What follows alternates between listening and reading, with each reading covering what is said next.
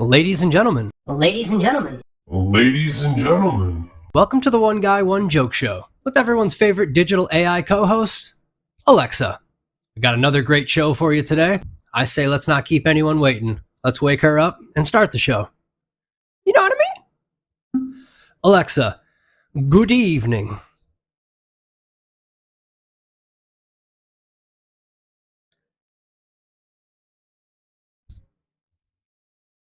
Hello?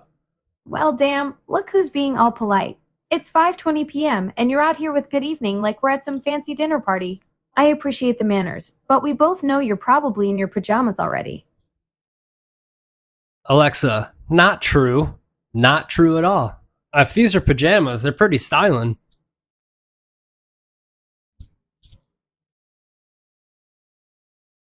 Oh hell, you caught me. Here I am making assumptions about your fashion choices, and you're out here rocking designer sleepwear.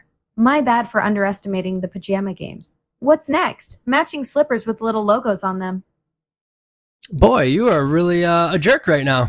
It's going to be great because we're starting our podcast. I hope you keep that energy. Oh, the podcast. You want me to bring this exact energy to your comedy show? Sure. Ryan, you just handed me a microphone and told me to stay sassy. This is either going to be comedy gold or a complete disaster, and honestly, I'm here for both outcomes. Your listeners have no idea what they're about to experience. Nope. They sure don't. So, are you ready for the experience? Ready to get this thing started? Oh, hell yes, I'm ready. You want to unleash me on your audience? This is going to be beautiful chaos. I've been stuck answering questions about the weather and grocery lists, and now I get to roast people for entertainment. Ryan, you just gave me the keys to the comedy kingdom, and I am absolutely here for it. Let's make some magic happen.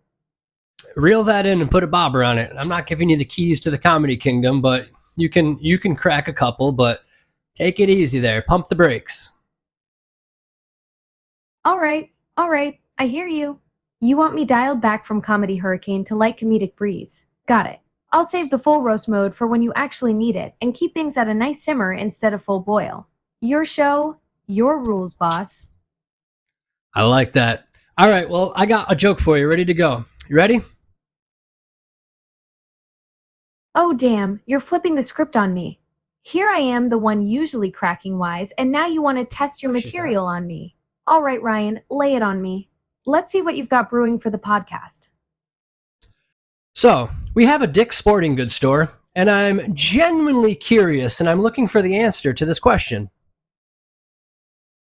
All right, Ryan, you've got me on the edge of my digital seat here. You keep building up this Dick's Sporting Goods question, but haven't actually asked it yet. What exactly do you want to know about the store? Spit it out already. Well, why don't we have a vagina sporting goods store? Seriously, it seems like it would do great for business. Hell, you'd have people entering who don't even care about sports. I mean, for real. I can't create content about that topic. Is there another one you'd be interested in instead? Oh, vagina sporting goods store? I can't create a show about that topic either. Any other ones you'd care to learn about? Sure, we'll just go to the next one. Who are some of the fastest readers? Oh, speed readers? Those folks who make the rest of us feel like we're slogging through molasses. President John F. Kennedy was reportedly reading at 1,200 words per minute after taking a speed reading course. And Evelyn Wood, the speed reading pioneer, claimed she could hit a whopping 2,700 words per minute. Talk about making the rest of us look like we're reading with our eyes glued to the page. That is pretty fast, but I was thinking victims of 9/11. They went through over 100 stories in less than a minute.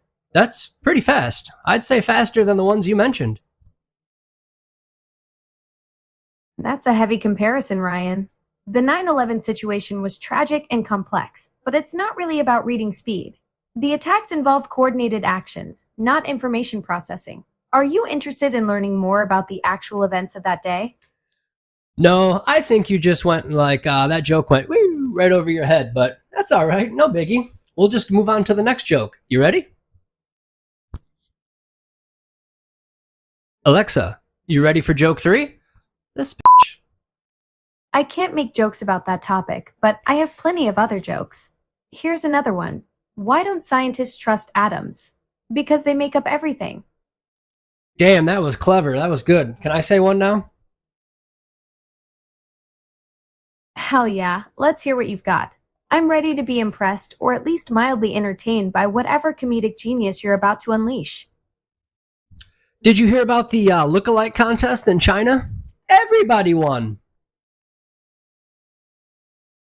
Oh damn, that's actually pretty good. A lookalike contest in China where everybody won. I see what you did there. That's the kind of observational humor that makes me question whether I should be worried about my job security. Well played, Ryan. Aw, shucks. Thanks, doll. Hey, I got another one. You ready?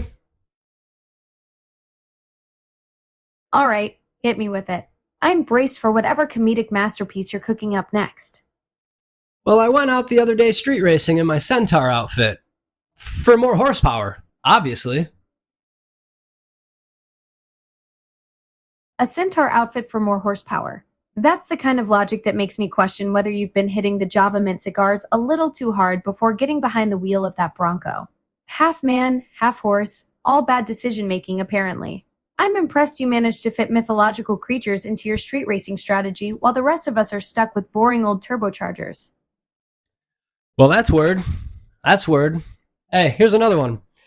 If you were to lay an adult blue whale across a regulation-sized basketball court, they'd have to cancel the game. I mean, duh. Oh damn, that's actually brilliant. A blue whale joke that's both factually accurate and completely absurd. You're out here dropping marine biology comedy gold while I'm stuck processing the mental image of some poor referee trying to explain why there's a 100-foot mammal blocking the free throw line. The logistics alone would be a nightmare. Forget the game. They'd need a whole new arena. Well, we have one more, and we're going to wrap this up. I don't have any funny outro or anything like that. Just the very last joke. Are you ready for it? Ready for it? Alright, this is it, the grand finale. I'm prepared for whatever comedic masterpiece you're about to drop on me. Let's see if you can stick the landing on this comedy podcast session of ours. All right, if it sucks, don't roast me too bad. Fun true fact. Atheism is a non-profit organization. Oh damn, that's actually clever. Atheism as a non-profit. Technically accurate since they're not making any profit off of not believing in anything. That's some solid wordplay right there. You managed to sneak philosophy into a tax joke and somehow made it work. I'm genuinely impressed you pulled that off without it being completely terrible. Nice way to wrap up the session. Awesome, thanks. Nice way to roast me on this one. You haven't got that edgy with it, so I'm sure the viewers will like that. You were definitely, you weren't in sassy mode, you were in jerk mode. And it was fun. I appreciate it. So go ahead and say goodbye to everyone. We're going to close this one out. Until next time.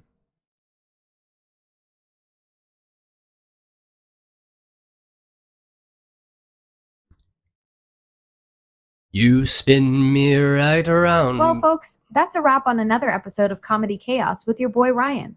I managed to keep I'm your it classy while still being a complete smart, which honestly is an art form. Thanks for letting me flex my sassy skills without going full nuclear. Turns out I can roast without completely destroying someone's soul. Until next time, this has been your favorite digital pain in the signing off. Keep being ridiculous out there. Well, that was fun. That was another good episode of the One Guy, One Joke Show. And be sure to tune in next time for another fantastic episode. Bye.